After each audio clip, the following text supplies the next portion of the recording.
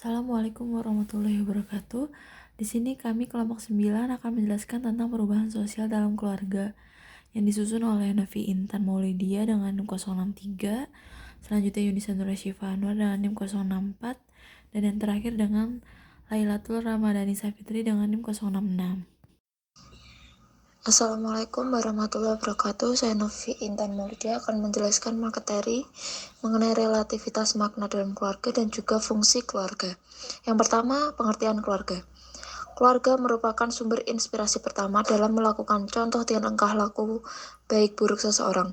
Secara etimologis, keluarga dalam istilah Jawa terdiri dari dua kata, yaitu kawula dan warga. Kawula yang berarti abdi dan warga yang berarti anggota. Secara istilah, pengertian adalah kumpulan individu yang memiliki rasa pengabdian tanpa pamrih demi kepentingan seluruh individu yang bernaung di dalamnya. Secara umum, keluarga adalah suatu kelompok sosial yang ditandai oleh tempat tinggal bersama kerjasama ekonomi dan reproduksi yang dipersatukan oleh pertalian perkawinan atau adopsi yang disetujui secara sosial yang saling berinteraksi sesuai dengan peranan-peranan sosial. Pengertian keluarga menurut pendapat ahli. Menurut Ahmadi, menyatakan bahwa keluarga adalah wadah yang sangat penting di antara individu dan grup yang merupakan sosial pertama di mana anak-anak menjadi anggotanya. Menurut Sunarto 2008, menyatakan bahwa keluarga merupakan lingkungan pendidikan pertama dan utama bagi anak dan remaja. Pendidikan keluarga lebih menekankan pada aspek moral dan pembetulan kepribadian daripada pendidikan untuk menguasai ilmu pengetahuan. Relativitas makna dalam keluarga menurut Albert Einstein. Albert Einstein mengemukakan teori relativitas makna keluarga pada tahun 1922 yang memuat tentang 3 hal penting dari teori Einstein, yaitu yang pertama, memberikan hadiah istimewa sesuai minat kecerdasan anak, karena anak-anak suka mendapatkan hadiah. Saat yang paling tepat memberikan hadiah adalah ketika sedang berada di hari istimewa.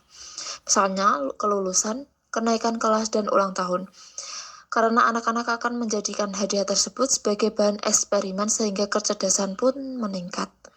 Yang kedua, ketika rasa penasaran itu sudah ada, maka dampingi anak untuk melakukan berbagai eksperimen dalam rangka untuk memecahkan masalah.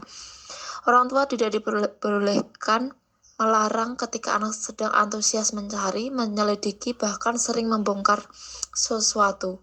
Dampingi dan bimbing anak agar merasa senang. Bantulah jika anak mengalami kesulitan.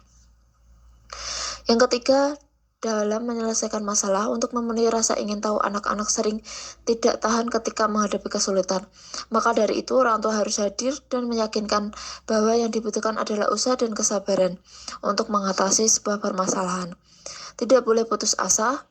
Saat memiliki kesabaran, maka anak akan menjadi pribadi yang handal dalam ilmu pengetahuan. Itulah 3 hal penting yang harus diperhatikan oleh orang tua dalam mendidik anak agar anak dapat meningkatkan kecerdasannya. Kita juga harus tahu masa anak-anak juga mengalami banyak masalah. Merupakan perkumpulan 2 orang atau lebih yang hidup bersama dalam keterikatan emosional, dan setiap individu memiliki peran masing-masing yang merupakan bagian dari keluarga. Fungsi keluarga adalah sebuah ukuran dari bagaimana keluarga menjalankan perannya sebagai unit dan bagaimana anggota keluarga berinteraksi satu sama lain. Dan hal ini mencerminkan gaya pengasuhan konflik keluarga dan kualitas hubungan keluarga. Fungsi keluarga mempengaruhi kapasitas kesehatan dan kesejahteraan seluruh anggota keluarga. Fungsi keluarga terdiri dari 8 fungsi menurut Pemerintah Nomor 21 Tahun 1994. Yang pertama, keagamaan. Fungsi keluarga sebagai tempat pertama seorang anak mengenal, menanamkan, dan menumbuhkan serta mengembangkan nilai-nilai agama. Yang kedua, sosial budaya. Fungsi keluarga dalam memberikan kesempatan kepada seluruh anggota keluarganya untuk mengembangkan kekayaan sosial budaya bangsa yang beraneka ragam. Yang ketiga, cinta dan kasih sayang. Fungsi keluarga dalam memberikan landasan yang kokoh terhadap hubungan suami dan istri, orang tua dengan anak, dan anak dengan anak, serta hubungan kekerabatan antar generasi sehingga keluarga menjadi tempat untuk berseminya kehidupan yang penuh cinta kasih lahir dan batin. Yang keempat, perlindungan. Fungsi keluarga sebagai tempat berlindung keluarganya dalam menumbuhkan rasa aman, tentram, dan kehangatan bagi keluarganya. Yang kelima, reproduksi. Fungsi keluarga dalam perencanaan untuk melanjutkan keturunan yang sudah menjadi fitrah manusia. Yang keenam, sosialisasi dan pendidikan. Fungsi keluarga dalam memberikan peran dan arahan kepada keluarganya dalam mendidik keturunannya sehingga dapat menyesuaikan kehidupan di masa yang akan datang. Yang ketujuh, ekonomi. Fungsi keluarga sebagai unsur pendukung kemandirian dan ketahanan keluarga. Kedelapan, pembinaan lingkungan. Fungsi keluarga dalam memberikan kemampuan kepada setiap anggota keluarga sehingga dapat menempatkan diri secara serasi, selaras, dan seimbang, sesuai dengan aturan dan gaya dukung alam dan lingkungan setiap saat selalu berubah secara dinamis. Penilaian fungsi keluarga. Untuk mengukur sehat atau tidaknya suatu keluarga, telah mengembangkan suatu metode penilaian yang dikenal dengan Apgar keluarga atau Apgar family. Dengan metode ini, keluarga dapat dilakukan penelitian terhadap 5 fungsi pokok keluarga, yaitu adaptasi atau adaptation yang merupakan penilaian tingkat kepuasan anggota keluarga dalam menerima yang diperlukan dari anggota keluarga lainnya. Yang kedua, kemitraan atau partnership, yaitu menilai tingkat kepuasan anggota keluarga terhadap komunikasi dalam keluarga, musyawarah dalam mengambil keputusan atau menyelesaikan masalah. Yang ketiga, pertumbuhan growth, menilai tingkat kepuasan anggota keluarga terhadap kebebasan. Yang keempat, kasih sayang atau affection, yaitu menilai tingkat kepuasan anggota keluarga terhadap kasih sayang serta interaksi emosional yang terjadi dalam keluarga. Yang terakhir, kebersamaan atau resolve, yaitu menilai tingkat kepuasan anggota keluarga terhadap kebersamaan dalam membagi waktu, kekayaan, dan ruang antar keluarga. Terima kasih. Selanjutnya yaitu diferensiasi struktural dalam keluarga. Di dalam keluarga itu adanya anggapan suatu mengenai institusi keluarga. Itu berupa sebagai suatu sistem keluarga yang mana sering disebut dengan struktur. Nah, tentunya ada beberapa elemen paling utama di dalam struktur keluarga yang masing-masing ada kaitannya. Di mana adanya status sosial mengenai hak ini biasanya diperankan oleh figur pencari nafkah. Adanya ibu rumah tangga, lalu ada balita, ada anak sekolah, serta remaja. Nah, fungsi dari struktur fungsional ini ialah memandang sebuah realitas sosial sebagai suatu hubungan sistem, yaitu di mana masyarakat yang mana posisinya berada dalam keseimbangan. Selanjutnya ada ketidaksetaraan sosial dalam keluarga, yang dimana ada berbagai faktor yang mempengaruhi adanya ketidaksetaraan sosial di dalam keluarga tersebut yang menjadikan permasalahan yang sangat serius. Perbedaan dalam mendapatkan suatu akses pelayanan pendidikan bagi kaum perempuan dan kaum laki-laki disebabkan oleh kultur budaya yang masih sangat dominan di masyarakat, terutama terjadi pada masyarakat di pesisir. Selanjutnya ada keluarga dalam belenggu kapitalisme, di mana kapitalisme tidak hanya menjadikan keluarga sebagai unit kegiatan dalam produksi, akan tetapi juga menjadikan keluarga sebagai objek dari kapitalisme tersebut. Di dalam keluarga, anak bisa menjadi dampak dari kapitalis, karena menjadi salah satu pihak yang sangat mudah dipengaruhi oleh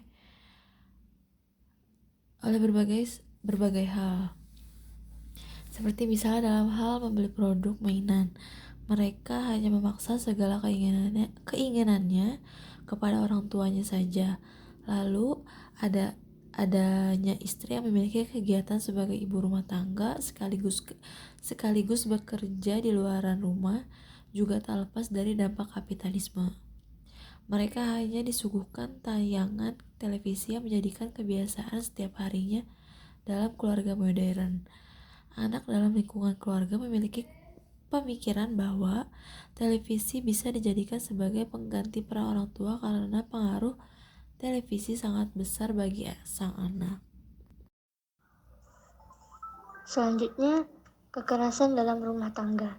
Kekerasan dalam rumah tangga ini adalah setiap perbuatan seseorang, terutama perempuan, yang berakibat timbulnya kesengsaraan atau penderitaan secara fisik atau penderitaan secara seksual, psikologis, dan pelantaraan rumah tangga, termasuk ancaman untuk melakukan perbuatan pemaksaan dan perampasan serta kemerdekaan secara melawan hukum dalam lingkup rumah tangga, seperti terhadap pasangan hidup, terhadap anak ataupun orang tua.